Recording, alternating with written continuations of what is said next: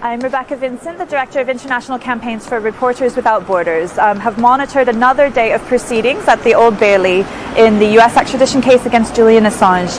Today we heard from two witnesses. One was for the prosecution, Dr. Black, and one was for the defense, Dr. Crosby. Again, we saw a line of questioning from the prosecution that seems to be deliberately misunderstanding issues like depression, like autism. Trying to paint a picture really that if somebody is able to function at all, if they're able to uphold any professional obligations, if they're able to have relationships, that surely they couldn't be so affected by depression or have Asperger's, which is really not accurate and an attempt to undermine serious issues affecting Mr. Assange's well-being. But one thing I wanted to note is even the prosecution's witness, even Dr. Black, is not disputing the fact that Mr. Assange suffers from depression and has autism. It's just a question of the severity. So it's interesting for me to see a medical professional willing to gamble with somebody's life, because that is what is at stake here with Mr. Assange's extradition. This is a question of life or death. And other medical experts who have testified have gone in the other direction, that their concern is for protecting him, not just assuming that possibly he won't attempt suicide if extradited. The government and the mass media, those who can make you believe in absurdity, can make you commit atrocities. Just one example, the invasion of Iraq, based on lies and deceit, and the criminals are Tony Blair, George W. Bush, and allies. No, my darling, if you want to talk, yes, my friend. Yes? Yes. You want to talk, my darling? Not yet. Go on first. Okay. We, the people, are hungry for truthful information. We need a new point of view. We need to understand the world we live in. We require news with critical points of view, thorough analysis, and social commitment. This truthful and factual information is vital to think, to make rational choices for the future, understand, to change. Another world is possible. What strikes me as an observer here in the courtroom is the fact that the United States is presenting their own medical experts who are trying to undermine this diagnosis, often with obviously misrepresenting notes from the prison, notes that are not even very reliable in themselves, as has been established. And it is quite an extraordinary game they play to try to play down the threat that Julian faces if he is extradited. They even went as far yesterday as to present the Supermax prison as a health resort where Julian could play bingo and play cricket and what have you. It is extraordinary when the reality is known to everybody.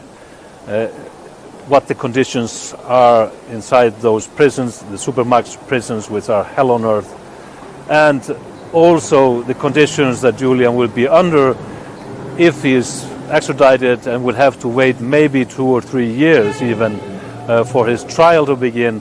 And it is even in the American documentation that they have submitted here that he will be under so-called SAM, Special Administrative Measures, which means isolation, which means deprivation of contact to the outside world and with his loved ones.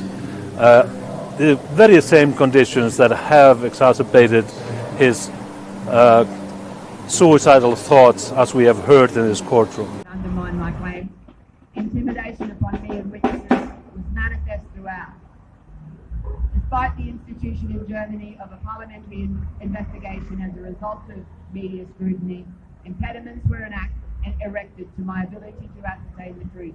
including via witnesses whose details I had learned in prison in Afghanistan. Other incidents caused me fear, being suddenly blocked on the motorway by unknown strangers approaching my children, my complaints to the police leading to their attempt to section me in a hospital for mentally ill. I was violently restrained. I and my family endured extended and repeated hostile experiences over many years. These have been fully documented, and I therefore do not go into them in detail. The CIA told me in Afghanistan that they would monitor me after my release, and it is this fact also mentioned in the Officer of Inspector General's report. The following evening, these officers met again with al-Masri and relayed his conditions for his release, which included that he would not reveal his experiences to the media or local authorities, that would accept that his post-release activities would be monitored, and that any breach of his pledge would have consequences. I exhibit a copy of that report as KM3. Today has been devoted to evidence about Julian's medical conditions and about the conditions in American prisons. We've continued to hear complete nonsense from the prosecution to the effect that American maximum security jails are more like a holiday camp where you can do basket weaving and you can do crochet, and really it's quite a nice jolly place to be. And against that we've had evidence from former wardens and from lawyers and from others who've been involved in that system to say it's absolute hell, and certainly for at least the first year of confinement you are kept absolutely in solitary, never seeing another human being except when the door flap opens to give you your food.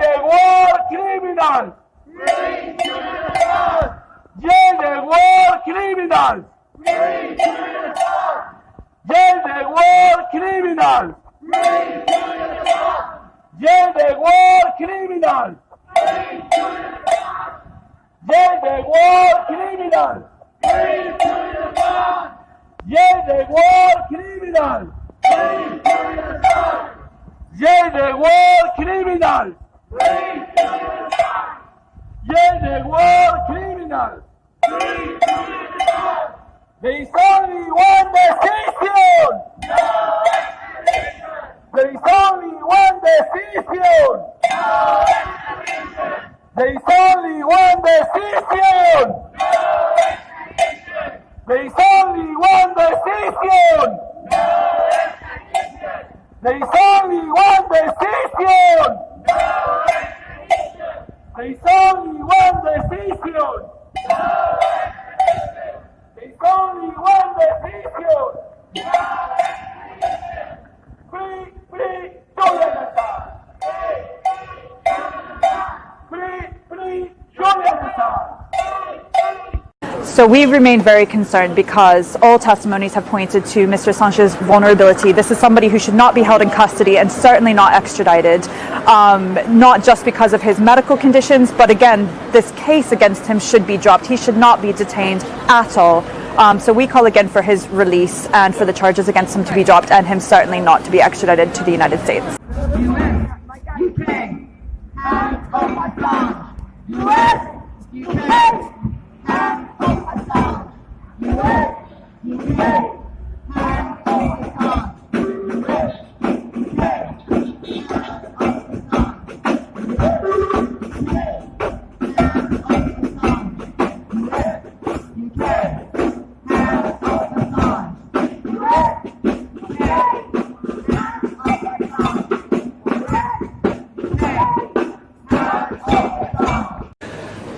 There's a part of me that understands we have an adversarial system, and to some extent I can make allowances for lawyers who are arguing the government case and think that's not terribly immoral because they're taking one side and that's their job, and there's someone on the other side and that's a way of getting at the truth. But I find it very, very hard to understand psychiatrists who would be hired by the government to go in there and say that solitary confinement is not necessarily very deleterious to the mental health of someone subject to depression, because that isn't an opinion which any honest psychiatrist could possibly have. So yet again, we see aspects of this case which are simple moral dereliction. Anyone who has been sitting in this courtroom and has simply kept an open mind and collected together all the evidence so far could only come to one conclusion: not to extradite Julian Assange.